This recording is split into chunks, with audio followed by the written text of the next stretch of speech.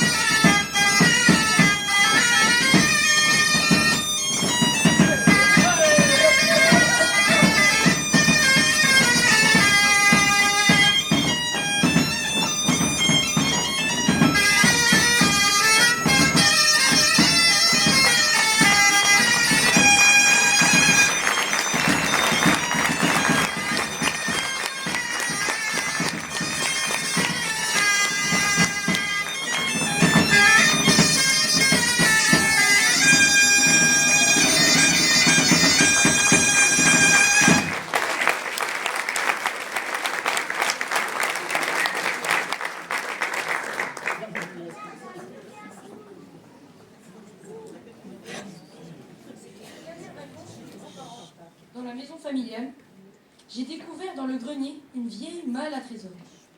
À l'intérieur, il y a pêle-mêle des photos anciennes, des étoffes usées et un carnet rouge étrange. C'est le carnet de voyage de Papy. Il en a vu du pays. Tout commence dans le pays nantais et les marais salants. Papy assiste au ramassage du sel par les paludiers. Qu'ils sont étranges ces râteaux de récolte. Voyez cet article du journal ancien. Une très forte tempête a soufflé et s'est abattue sur le Morbihan. Papy était aux premières loges, visiblement. Le vent était tellement fort et la mer déchaînée. Il ne fallait pas prendre la mer à ce moment-là. Tout au fond de la malle, il y a des photos de fête.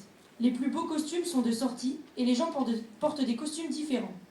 Les gars arborent des gilets aux 1000 boutons et semblent voler lorsqu'ils dansent. Il est écrit « Fête en pays pour l'être ». Dessus, waouh, on a envie de danser avec eux. Voyageons tous ensemble avec les enfants de Bugalé en Orient.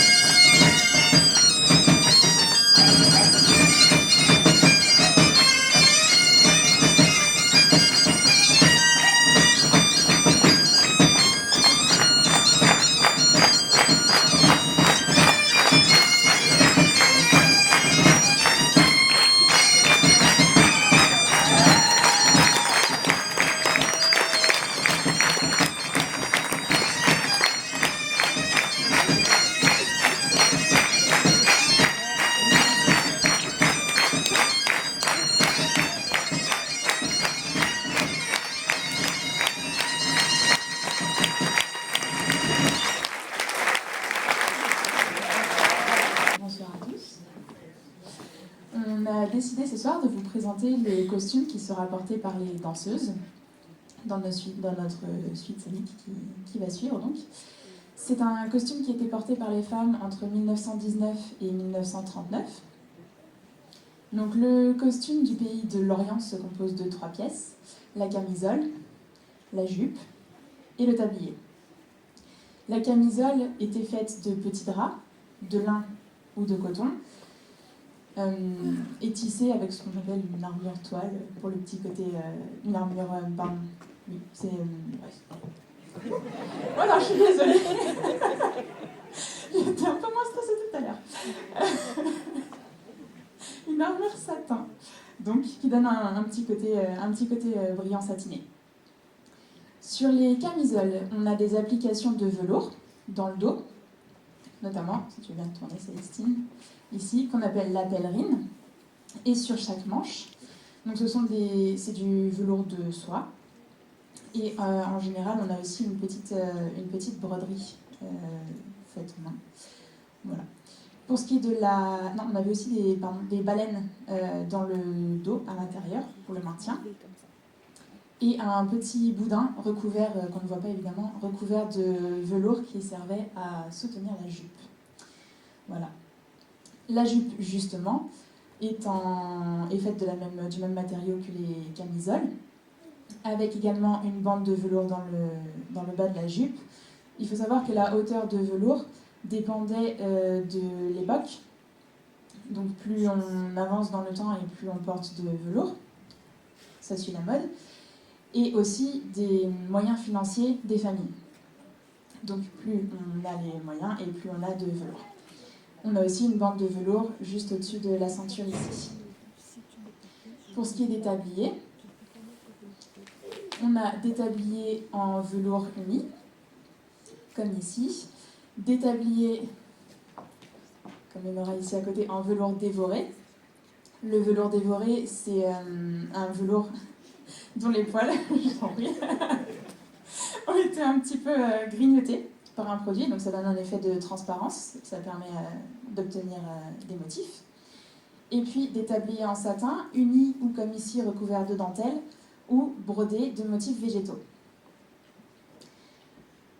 La coiffe, maintenant, pièce importante du vestiaire.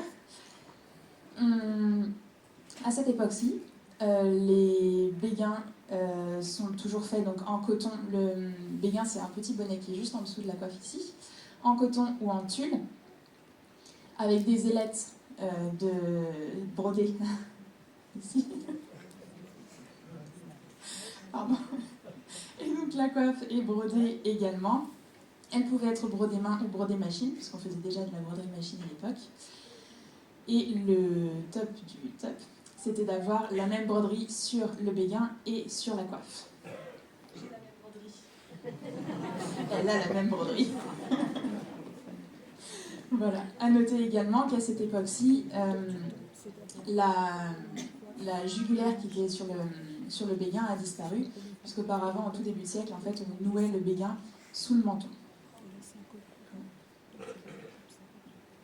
Pour le col, sa hauteur dépend de la mode suivie de l'époque. Il est placé sous la camisole et attaché par le devant avec une épingle.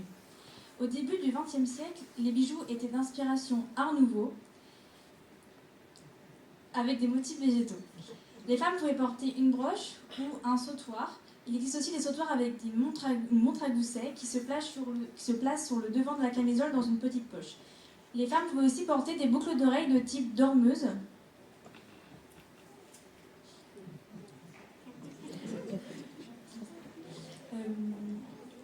Les bijoux sont en argent, en or ou plaqué or. Les manchettes, elles, ne sont pas solidaires de la camisole, ce sont des manchons en coton qui sont aux extrémités ornées de dentelle, en tube brodé ou en dentelle mécanique. Le must de la coquetterie d'avoir coiffe, col et manchettes assorties. Comme Enora ?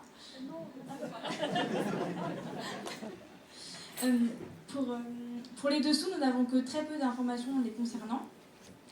Mais dans la période d'entre-deux-guerres, la culotte existait déjà, mais on ne sait pas si elle remplaçait le panty ou alors si la culotte et le panty étaient superposés comme nous le portons aujourd'hui.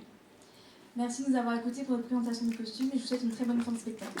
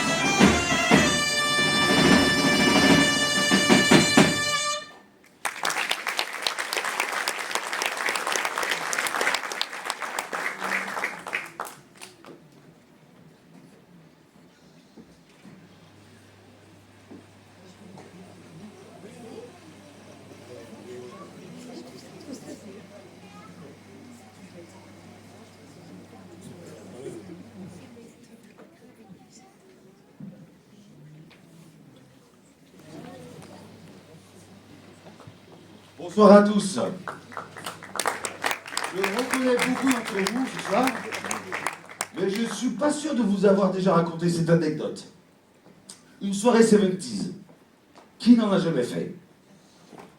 Je fouillais donc dans le grenier de mes grands-parents afin de trouver des vêtements pour cette soirée. Quand j'ai mis la main sur cette mallette en cuir dont j'avais oublié l'existence. Je me rappelle maintenant mon grand-père m'expliquant l'avoir trouvée lors d'une foire et avoir voulu la vendre à son propriétaire étourdi, un certain Kenan, d'après les papiers retrouvés dans cette sacoche. Malheureusement, la vie en a décidé autrement et mon aïeul n'a pu tenir sa promesse.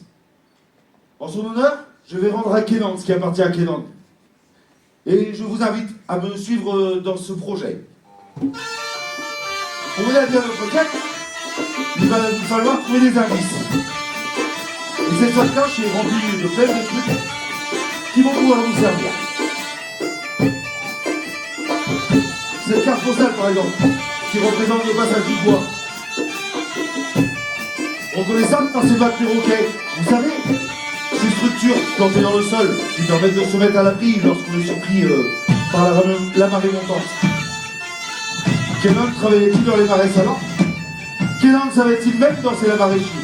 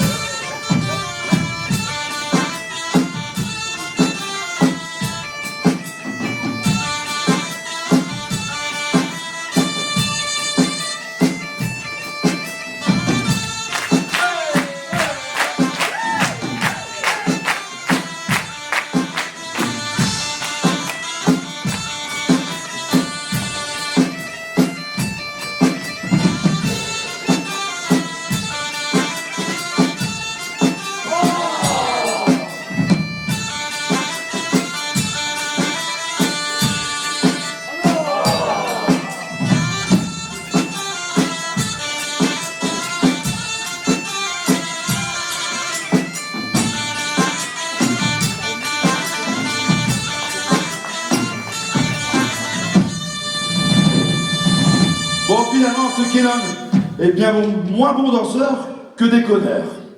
What else?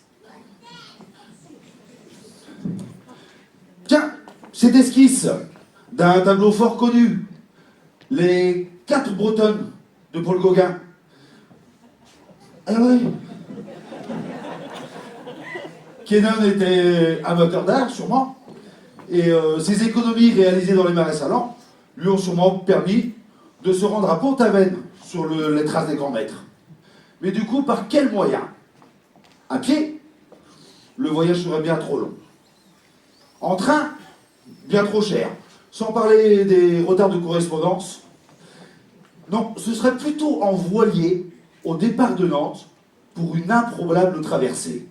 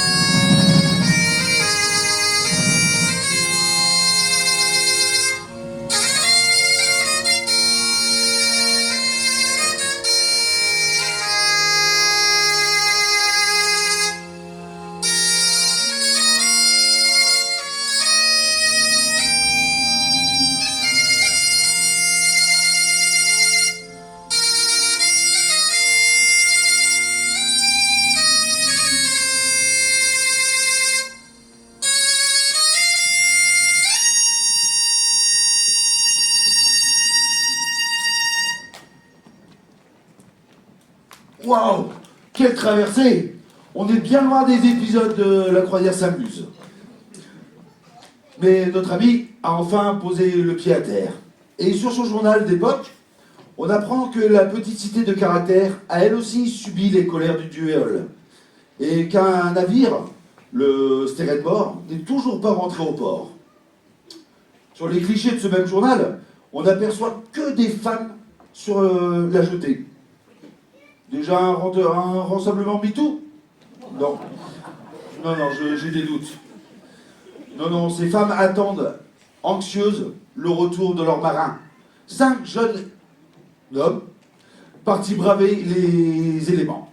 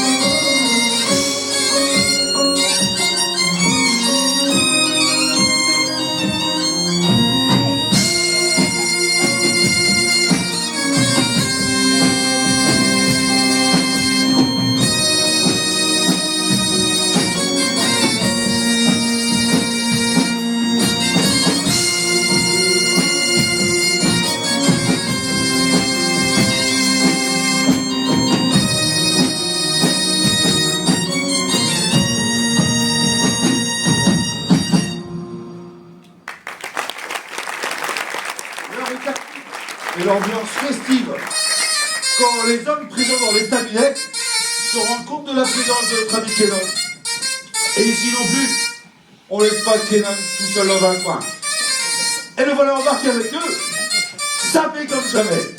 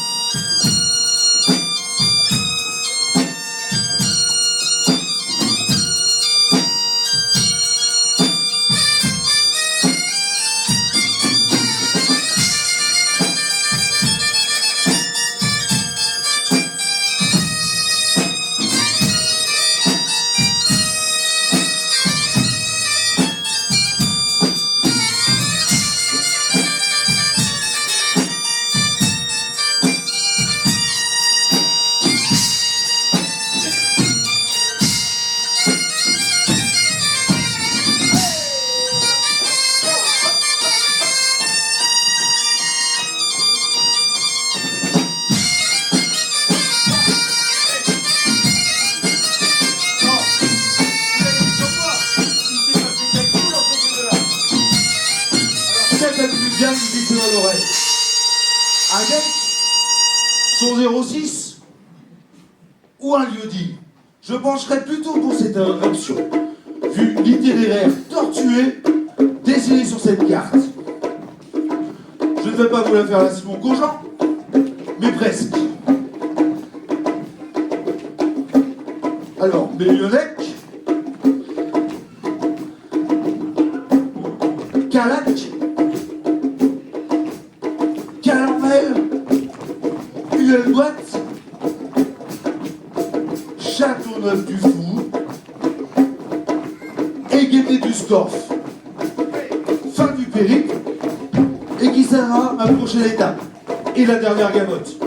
Heureusement, mon GPS va me amener directement. La technologie a quand même du bon.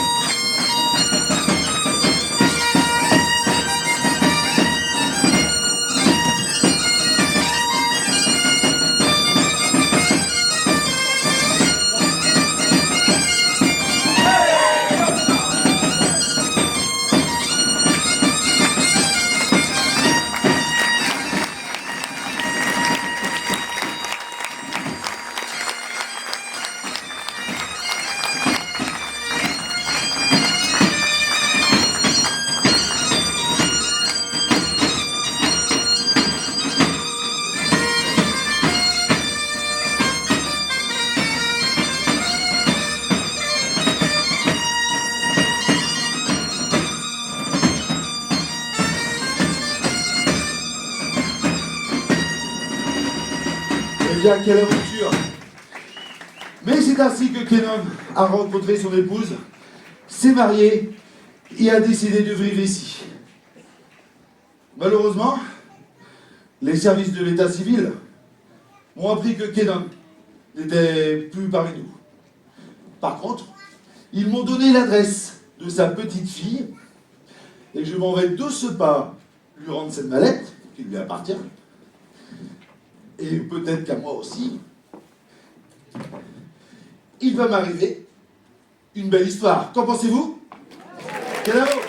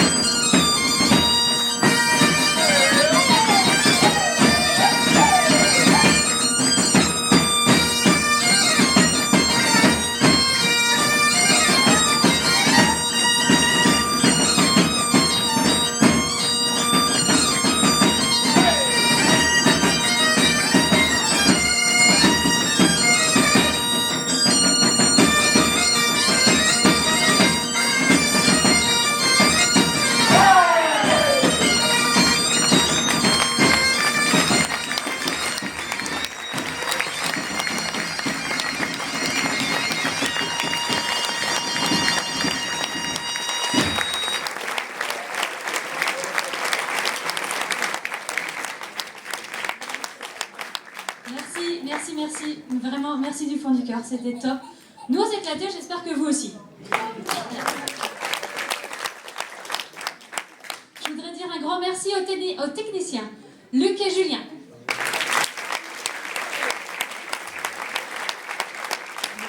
Bon, ça va être un petit peu long pour vous parce qu'il va y avoir tous les remerciements. Et c'est le jeu, hein. Faut passer par là.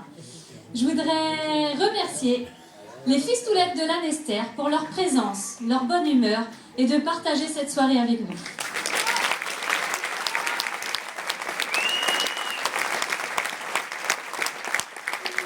Bully-les-en-Orient, c'est plus qu'une association, c'est une grande famille.